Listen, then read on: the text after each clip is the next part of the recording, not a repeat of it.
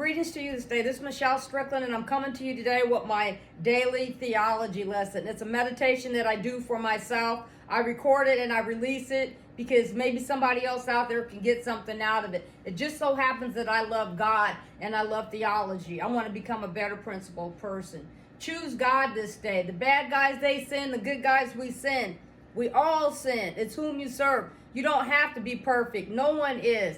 That doesn't mean that you don't have to deal with your consequences, good or bad. None of us get away from that. But if you have issues that you're dealing with, come over to God's team with it because He'll help you get through it. And love yourself, because if you love yourself, if no one else out there loves you, you'll be okay. And never give up on yourself. Never. If you lost everything you have, if you have yourself, you have everything, and you can always rebuild. Anyway, I focus out of three major religious texts, the Bible, the Quran, and I'm in an introductory Buddhist text called The Shape of Suffering. And I have another one after this. But this particular one, The Shape of Suffering, deals with dependent co-arising. Without no this, there's no that. And everything we say and do has an effect on our senses. So when I'm reading it, I don't usually read a whole lot of it. But I read just a little bit at a time. Okay. So for those of you who have been following me, you know, you kind of know where we're at. For those of you who are just tuning in, just kind of look up what the dependent co-arising is, so it'll give you an idea. It's very complex.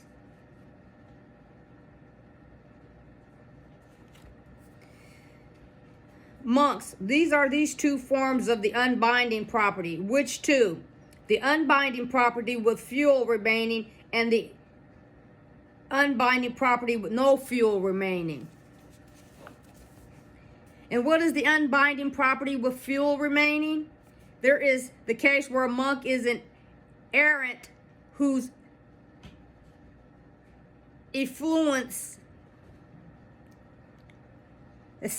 aseva, excuse me if I don't say it right, have ended, who has reached fulfillment, finished the task, laid down the burden, attained the true goal, ended the fetter of becoming, and is released through right gnosis. His five senses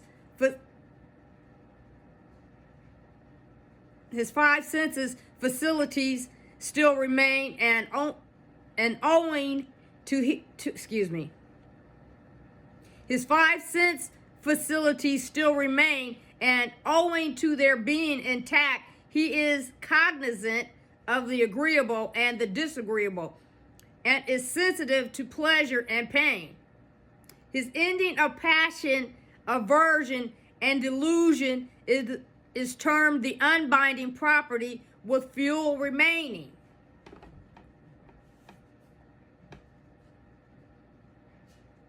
And what is the unbinding property with no fuel remaining?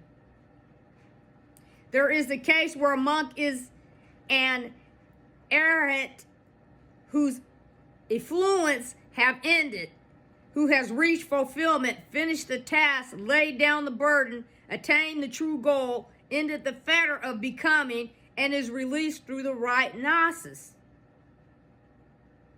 For him, all that is sensed, being unrelished, will grow cold right here. This is termed the unbinding property with no fuel remaining. These two. Now this is, I'm going to read it like I see it now. It's you know, these are decided in a way I haven't never read it before, okay? So I'm going to try to do it the best I can, okay?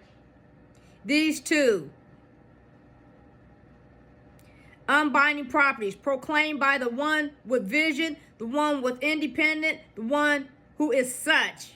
One property here in this life with fuel remaining from the destruction of the guide to becoming, and that with no fuel remaining after this life, in which all becoming totally ceases. Those who know this unfabricated state, their minds released through the destruction of craving, the guide to becoming. They attaining the Dhamma's core, delighting in ending, having abandoned all becoming. They, the such. I'm going to stop it there.